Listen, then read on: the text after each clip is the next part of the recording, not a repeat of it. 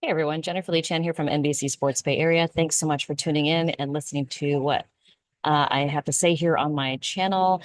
Please follow along and like and subscribe. Really appreciate it. Still here in Palm Beach at the NFL annual meeting. Things have pretty much wrapped up, but this is Tuesday, and we spoke to Kyle Shanahan today.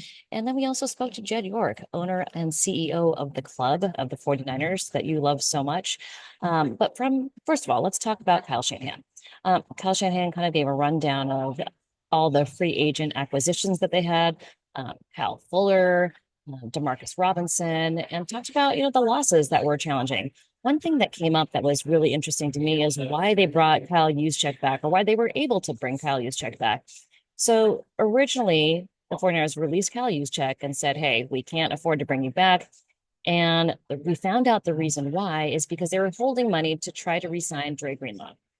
Dre Greenlaw went to the Denver Broncos, and the 49ers actually followed him down to Texas to have a meeting with him. Actually offered him pretty much the same deal, slightly a little bit more than the Denver Broncos. And Dre Greenlaw decided to go with the Denver Broncos. So once that money was not going to be allocated to Dre Greenlaw, the 49ers had a little bit more money to play with, and that actually ended up going to Kyle Juszczyk. So absolutely, really clear example of how the money works because they have to pay Brock Purdy, and that's coming up very soon. They aren't allowed, they aren't going to be able to keep everybody. So that includes Talanoa Hufanga, JP Mason that that wasn't able to, they traded away, Leonard Floyd, Malik Collins, Javon Hargrave, all the players that they weren't able to sign, like Charvarius Ward. So, when you see and hear examples like that, it's kind of makes more sense as to why the 49ers were not able to keep all of their free agents. So also, today is April 1st, which means that Brandon Aiyuk will be on the 49ers team for the 2025 season. Today is the day that they paid him a huge bonus, guaranteed money. And so there is no way that a trade is going to happen at this point because the 49ers would um, are paying him a ton of money. So he's going to be on the 49ers. There is no trade happening. And honestly, again, like I've said several times, the 49ers were never going to get anything worthwhile from trading Brandon Aiyuk, who is still going through the ACL rehab, is making a lot of progress, got good reviews from Dr. Neil Atrache, who performed the surgery. And so things are looking up for Brandon Aiyuk and the wide receiver group, which will include Juwan Jennings, Ricky Pearsall, Jacob Cowing. I've heard that those two, Jacob Cowing and Ricky Pearsall, have been around the facility doing a lot of work and doing a lot of good work in preparation for their second year. So, as much as a loss is of Deebo Samuel going to the Washington Commanders, I think Ricky Pearsall and Jacob Cowing are ready to take a step up, and they've been around the offseason, around the facility during the offseason, and are making good progress. Also, Brock Purdy. Brock Purdy is set to make a huge extension, to get a huge extension worked, but it hasn't happened yet. Jed York, Kyle Shanahan, John Lynch are all hopeful and thinking positively that it will get done very soon. They would love to have it done before the offseason program begins, and that's April 21st, a week before the NFL draft. But it doesn't seem like it's going to get there before then. I do think Brock Purdy shows up for the offseason program. I think he's going to be there. Phase one is, conditioning, all of that stuff. But the thing about guys holding out, the ones that have held out from the 49ers in the past, it hasn't been a quarterback. And I think Brock Purdy understands his responsibility as a leader of the team to be at the facility for the start of the offseason program, to lead and, do some throwing if possible with Ricky Pearsall, with Jacob Cowing, with Juwan Jennings, just being a leader there. And I think he will be present. Jed York, John Lynch, Kyle Shanahan said, Brock Purdy's been in the weight room. He's been there. He's been working out. Fred Warner's been there working out. Those guys have been around the facility in Santa Clara, and I think that means a lot. So I think those guys being in the facility says a lot for their future and what's going to happen in regards to Brock Purdy. I think he's going to get a deal. But I don't, we'll see when it gets done. Again, Brock Purdy's agent, this is his first mega deal. So I'm sure he wants to earn Brock Purdy a contract that is going to not only make Brock Purdy a lot of money, but it's going to raise the the profile of his agency, and I think that's important to him. Uh, Kyle Shanahan did say, though, there's a potential that if Brock does hold out, they brought in Mac Jones. There is a possibility that Mac Jones could be revitalized and progress. I mean, he's the guy that everybody thought the 49ers were going to take with the number 3 pick back when they took Trey Lance instead. So there is competition at quarterback. It's, not a given that if Brock Purdy holds out, that the 49ers don't have a second path. Now, that is not what they want. They want Brock Purdy back. They want him to be the starting quarterback, and I think they do get a deal done. But they do have Mac Jones on the roster, and they may look at quarterbacks in the draft. There is that possibility. Kyle Shanahan said it could happen. I don't think it does, but there is that possibility. All right. I did ask Kyle Shanahan about the offensive line and Burford potentially being left guard or potentially tackle. But I asked him, how did you feel about Jake Brendel's performance? And he actually said he thought Jake Brendel did a good job.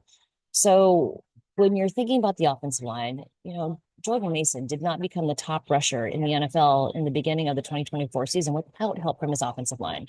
So, I know that there's a feeling outside of the building that the 49ers offensive line is awful and they don't play well. Well, you know what? Kyle Shanahan, John Lynch, and Jed York feel like they're good enough. They're good enough to win. And when you look at the 49ers and how they made it to the Super Bowl, they had largely a lot of the same guys. So I do think that, yes, they will draft offensive linemen to add depth, but I don't think they're going to go after a top guy with round 1 or round 2. I think it's a situation where they try to be careful and add some depth. Another thing that Kyle Shanahan did say, they're going to bring in competition for Jake Moody. They're going to bring in a veteran kicker. It's likely going to be happening after the draft. New special teams coordinator Brant Boyer has been going to kicking camps and taking a look at college kickers, but they are going to bring a veteran in for to compete with Jake Moody. And what Kyle Shanahan said, let me see here, I've got it here. Where went? Let's see. All right. So, but Kyle Shanahan said, hey, he's been a really good kicker, but they do have to put a little pressure on Jake Moody. And part of that will be during practice. It'll be during the preseason games. But I think competing against a veteran kicker is going to be what hopefully adds some pressure and gets Jake Moody on the path, on the straight and narrow. Other news. I asked Kyle Shanahan about Robert Saleh. How involved has he been in the decisions about not being able to keep all of the defensive players that they have gotten rid of? It's been a lot. And he said that that Robert Saleh has been involved in all of it. And I think part of what's good about Robert Saleh returning is that Kyle Shanahan can really keep his focus on the offense and getting that really dialed up, because I think for the past several seasons, Kyle Shanahan has tried to manage the defense. I think he liked Nick Sorensen. I think he liked Steve Wilkes, but I think his hands were really all over the defense, trying to get it right because he wasn't getting the results that he needed from Nick Sorensen and Steve Wilkes. So I think having Robert Saleh back is going to relieve a little pressure off of Kyle Shanahan, and he'll be able to focus a little bit more on the offense, which I think is a really good thing. Jed York on being 6-11. I asked him, I said, hey, John Lynch said it was embarrassing for them to be 6-11 last year. Do you share the same emotions? And he said, the one thing about being at 6-11 is that they get the number 11 overall pick in the draft. Now, he said it's very rare when you have so many Pro Bowlers, so many all-pro players on the team, and you still get a high draft pick. It's a very unique situation. It doesn't happen very often. So he spun it very positively that now, if you're going to do badly, do worse and get that high draft pick. And so he's looking forward to seeing what they can find in the draft and then how that translates to the field. So, just being here with the owners and Kyle Shanahan and John Lynch, you get a really sense that it's not a negative thing that they're heading into 2025. They're positive. They look at the fact that they have a lot of core players. They believe Brock Purdy is a top 10 quarterback. That's what Jed York said. And Matt and I were wondering, was that a mistake? Should Jed York have said, no, he's a good quarterback? But he did say he's a top 10 quarterback when combined, or especially when combined with Kyle Shanahan's scheme and the pieces that he has around him. Now, looking at the top 10 salaries in the league, number 10 is Jalen Hurts. He's making about $49 million, $51 million. I think that's kind of a good base. I think that's getting the feeling that that's the base of what Brock Purdy will be offered, around $49-50 million. And then there's a huge clump of quarterbacks that are at $55 million. And when you look at the top paid one, Dak Prescott, $60 million. I think that's an anomaly. But when you look at the bulk of the top flight quarterbacks, that's like Josh Allen, Joe Burrow, Lamar Jackson, Patrick Mahomes, like all of those players are making right about $55 million. I would say Brock Purdy's range is going to be from $50 million a year to $55 million a year. And I think Jed York and Kyle Shanahan, John Lynch said, hey, we're not too far apart on this right now from what I think has been offered to what Kyle Strongan, which is Brock Purdy's agent, has been asking for. They're not far apart. So I would think that it's going to get done in the near future, but I do think no matter what happens, we will see Brock Purdy during the offseason program at headquarters at Levi Stadium. So that's it for me today. I've been rambling long enough, but if you have any questions about what I've heard, what I've talked about, please leave it in the comments. Thank you so much for tuning in. And I'll probably find some more things to talk to you about tomorrow after so much information here at Palm Beach at the NFL annual meeting. All right, guys, I will talk to you soon. Hope you all are well. Take care. Oh my God.